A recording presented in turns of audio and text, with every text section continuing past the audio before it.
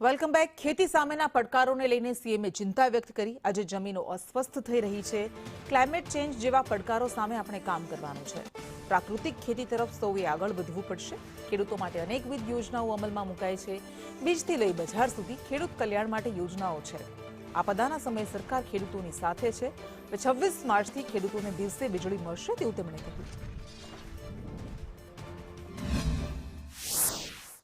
તામિલનાડુના કોયમ્બતુરથી PM Kisan Samman Nidhi યોજનાનો 21મો હપ્તો release કરીને દેશના 9 કરોડ જેટલા ખેડૂતોને 18,000 કરોડ રૂપિયાથી વધુની સહાય, 968 કરોડ રૂપિયાથી વધુનો લાભ ગુજરાતને પણ મળવાનો।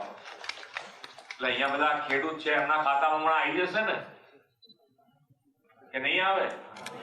આવી જાય છે ને। ક્લાઇમેટ ચેન્જ અને તેના કારણે થતું ખરાબ હવામાન ખેડૂતો માટે મોટો પડકાર રહ્યો છે। ક્યારેક ખૂબ વરસાદ પડે, ક્યારેક કરા પડે, હિમ પડે।